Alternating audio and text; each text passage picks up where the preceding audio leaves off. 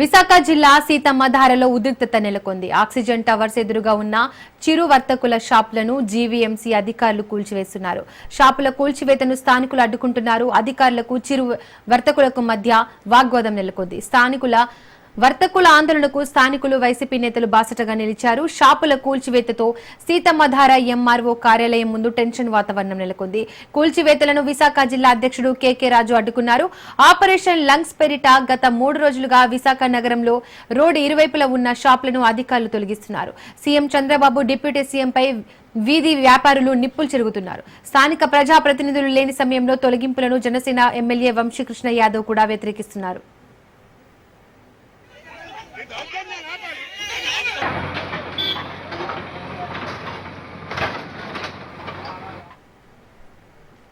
విశాఖ జిల్లా సీతమ్మధారలో చిరు వ్యాపారులు పొట్టకొట్టేలా షాపులు తొలగించడం దారుణమని వైసీపీ జిల్లా అధ్యక్షుడు కేకే రాజు మండిపడుతున్నారు.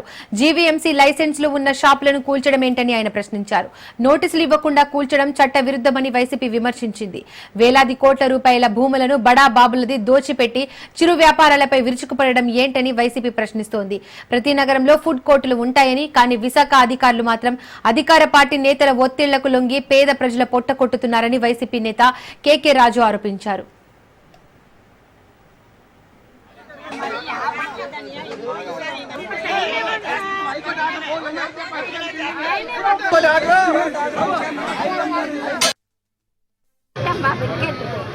బాబుకు నమస్కారం, ఓట్లు వేసి గెలిపించినందుకే అందరు సుఖ సంతానంగా ఉండమని ఇచ్చాడు కదా. అక్కడే 10 కాలం సుఖ సంతానంగా బతికిని మేమందరం ఎలా పోయినా పర్వాలేదు.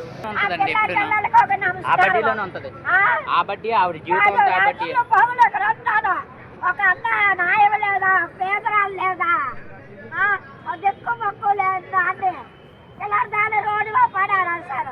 ఎక్కడ ఉండమంటాం?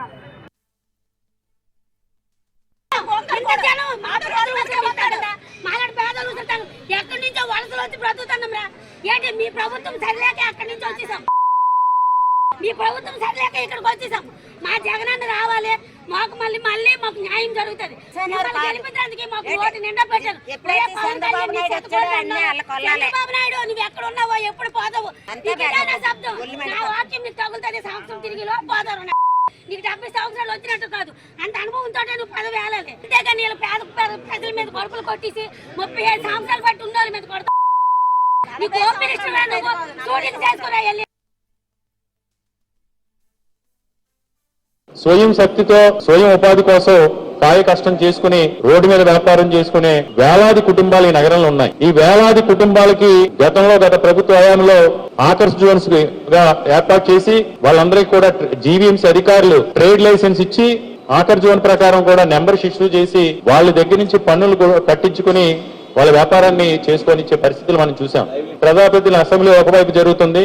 16వ తారీఖున అడ్డదారిలో మేయర్ అయినటువంటి మేయర్ గారు కార్పొరేటర్లందరినీ కూడా తీసుకుని స్టడీ టూర్ అని చెప్పి ఈ నగర అభివృద్ధి కోసం అని ఇంకోటని స్టడీ టూర్ చెప్పని రాజస్థాన్ వెళ్తాం. అంటే స్థానిక ఎమ్మెల్యేలు గానీ, కార్పొరేటర్లు గానీ, మేయర్ గానీ, కొంతమంది సంబంధిత అధికారులు గానీ అందుబాటులో లేకుండా నాటకీయంగా ఈ స్వయం ఉపాధి కోసం పట్టుకుట్టు కోసం బతికే వాళ్ళపై ఒక విధ్వంసమైన దాడి చేయడం జరిగింది. మీకు నోటీస్ ఎన్క్రోచ్మెంట్ కూడా ఎవరో ఇప్పుడు మాట్లాడడం ఒక ఏసీపీతో, అతను అన్నం తింటున్నాడో, మానవత్వం ఉందో, లేకపోతే మనిషో రాక్షసులు కూడా తెలియట్లేదు కొంతమంది. విశాఖపట్నం అన్నా, ఉత్తరాంధ్ర ప్రాంతంలో మనుషులు అన్నా మేము ఏం చేసినా పడుంటారు. మేము వెట్టిసాగి వీళ్ళు ఏంటంటే బానిసలు.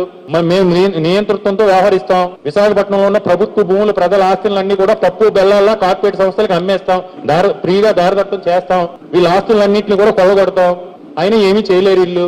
ఇక్కడ ఉన్న భూముల్ని, వేలాది కోట్ల రూపాయల భూముల్ని కార్పొరేట్ సంస్థలకి అప్పనంగా అప్పచెప్పారు. ఇప్పుడు ఇక్కడ ఉన్న పేద ప్రజల మీద పడ్డారు. పేద ప్రజల మీద పడి రోజు కాయ కష్టం చేసుకునే వాళ్ళ మీద దౌర్జన్యకాండ చేస్తూ ఉన్నారు. ఇది చాలా దుర్మార్గం. దీన్ని ఖండిస్తూ ఉన్నాం. మేము కూడా వ్యతిరేకం. ఎక్కడైనా దురాక్రమణలు జరిగినా, ఆక్రమణలు జరిగినా, అసంఘ కార్యక్రమాలు జరిగినా వాటిని కూడా మేము కూడా తీవ్రంగా వ్యతిరేకిస్తాం.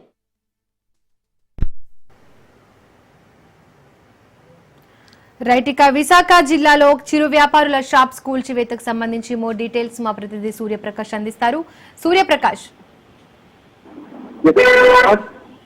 విశాఖపట్నంలో అయితే గత 3 రోజులుగా ఆపరేషన్ లాంచ్ అంటే హైదరాబాద్ లో ఏ విధంగా హైడ్రా తరహాలో విశాఖ నగరంలో కూడా ఎక్కడికక్కడ జీవీఎంసీ అధికారులు అయితే రోడ్డుకి ఇరువైపులు ఉన్న భవనాలు యొక్క వర్తకుల యొక్క వ్యాపారం చేసుకునే చిన్న చిన్న షాపులతో పాటు అలానే రోడ్డుకి ఆనుకుని ఏవైతే ఫుట్పాత్ల పైన ఆక్రమణలు జరిగాయో వాటి అన్నింటినీ కూడా తొలగిస్తున్న పరిస్థితి ఉంది. మొట్టమొదటి రోజు అయితే 542 షాపులను అయితే కూల్చివేశారు విశాఖ నగరం మొత్తంలో.